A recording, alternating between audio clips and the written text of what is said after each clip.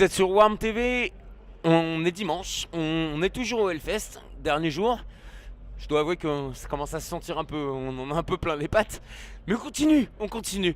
Et du coup, on est venu à la rencontre de Dysfunctional by Choice. Disby pour les intimes. Ouais. Monsieur, je te laisse te présenter. Moi je suis Clément, je suis chanteur de Disby. Voilà. Alors, tu es le mec de Disby que je ne connais pas. Parce que je connais d'accord. la formule d'avant, il y a Il y a fort longtemps. longtemps. Ah bah oui, j'ai connu Ok. Disby avec vraiment les tout premiers EP. Ok, d'accord, donc alpha, bêta, gamma, tout ça. Voilà. Ok. Voilà, exactement. J'avais une émission de D'ailleurs, il y radio à avait pas l'époque. alpha, c'était bêta, voilà. le premier. J'avais une émission de radio à l'époque en Essonne. Ouais. Et on avait fait un phoneur avec eux. Ok. Voilà, on suivait le truc, puis on diffusait régulièrement les morceaux. Et donc je t'ai revu en première partie de Psych Up à la Maroquinerie. Ok, c'était au Trabendo. Au Trabendo, autant pour moi. Oui, non, dans l'année ça se muse. Oh putain, ça Ah se ouais, mais multiplie. carrément, ouais, carrément. Voilà. Et, Super date. Et alors, déjà, honnêtement, bah, effectivement, super content. J'ai joué à Disby. Je suis putain, ça y est, ils sont venus. Et puis j'ai repris une grosse gifle. Bah merci. Alors, explique-nous un peu l'histoire d'Isby, parce que, en fait, vous êtes un petit peu un groupe, pour moi, qui a fait un truc énorme à un moment, qui est Un quasiment, groupe fantôme, c'est ça. qui a complètement disparu des radars, Ouais. pour réapparaître maintenant. Bah, en fait, enfin Disby, donc l'ancienne formule, et même maintenant on a toujours un petit problème avec tout ce qui est réseaux sociaux et images du groupe. Enfin, disons que faire parler du groupe avant de faire des morceaux, c'est pas notre truc, donc ils ont d'abord fait des morceaux et puis après en parler quoi. Et effectivement, ils sont un peu, c'est pas génial pour l'image du groupe quoi. Mais enfin Disby, donc comme tu disais, ça a 20 ans. Moi j'ai rejoint il y a 3 ans.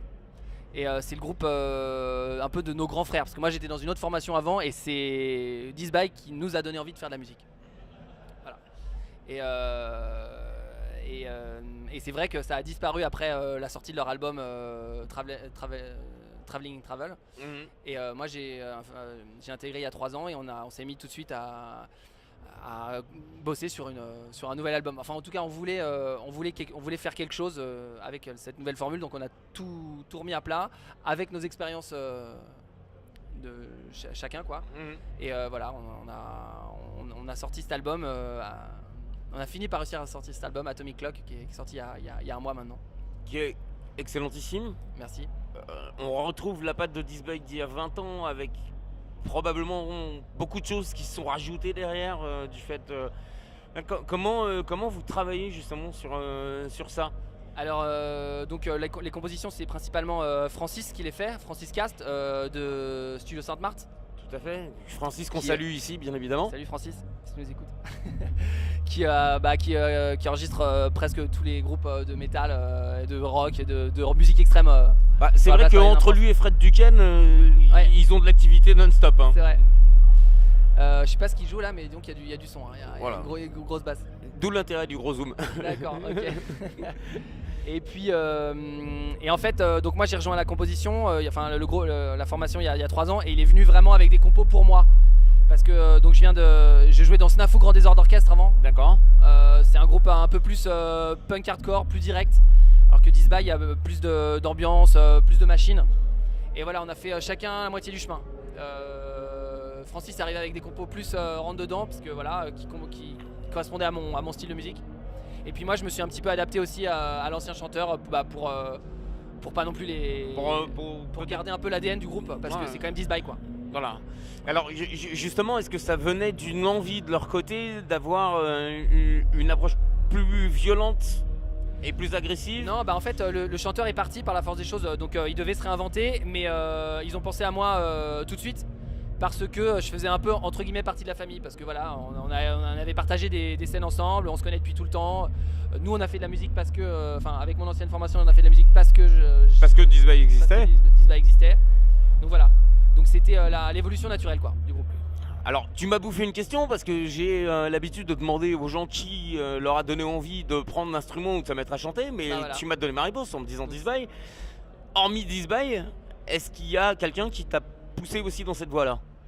Alors moi, c'est la scène suédoise qui me fait vibrer depuis des années, avec des groupes comme Refused, The Hives, voilà tous ces groupes-là du label Burning Heart Records.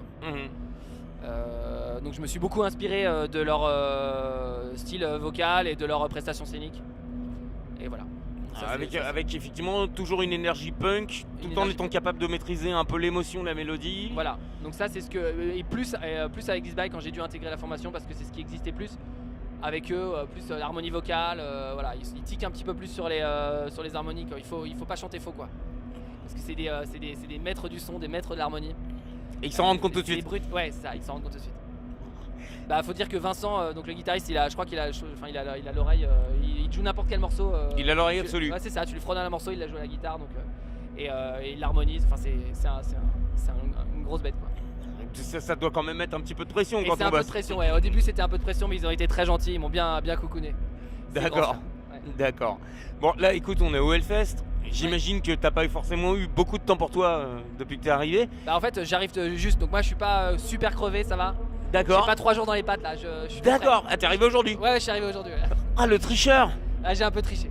Ah bon. Et si t'étais arrivé au tout début du Hellfest, j'imagine que t'as quand même jeté un œil à la programmation de cette Ouais, je année. serais bien allé voir Deftones hier. Voilà. Voilà, parce que c'est un groupe par exemple, on faisait des reprises de Deftones aussi avec au début quand on était jeune quoi, on commence toujours par les reprises et voilà Deftones. Complètement. Refused aussi, Refused je vais pas cette année mais voilà, c'est le groupe qu'on a repris pas mal.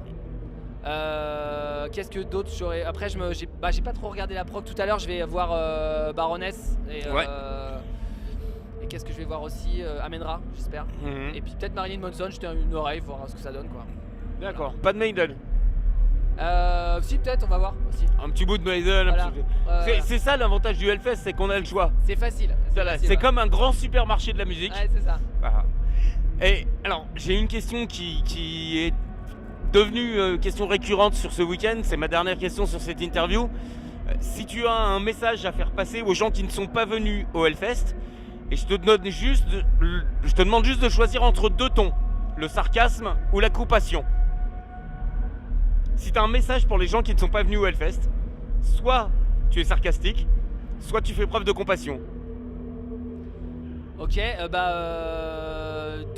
vais faire preuve de compassion, dommage pour vous parce que c'est vraiment super. Venez. Alors moi je suis venu au Hellfest il y a 10 ans. Pour la première on a joué et ça n'a rien. Enfin c'était un tout petit festival et là maintenant c'est Disneyland quoi. Enfin c'est la folie du métal, mais c'est génial. Enfin l'ambiance est trop bien quoi. J'étais allé voir The Bronx et il y avait des marées de vagues de stage diving, de crowd surfing. Enfin j'ai jamais vu ça. Des meufs, des gars qui crowd surfent. Enfin franchement c'était incroyable quoi. Et je venais d'arriver, j'ai pris une grosse claque et donc du coup je suis désolé pour ceux qui sont pas venus et j'espère qu'ils vont venir l'année prochaine pour voir ce que c'est devenu quoi, parce que c'est vraiment incroyable ce festoche quoi. Alors je préfère te prévenir, il y a plein de gens qui disent que le Hellfest c'est un peu comme une forme d'addiction et en règle générale quand on a goûté à la formule 10 ans après, l'année d'après on a vraiment très envie de revenir. Ouais, carrément ouais. Merci à toi en tout cas pour le temps que tu nous as consacré. Ouais. On espère avoir des nouvelles de This Bike très vite. Ouais. La suite de cet album, des dates qui s'annoncent. Des dates qui s'annoncent fin novembre, on va faire une release party à Paris très certainement et puis on va broder une mini tournée autour de ça. Et après on verra.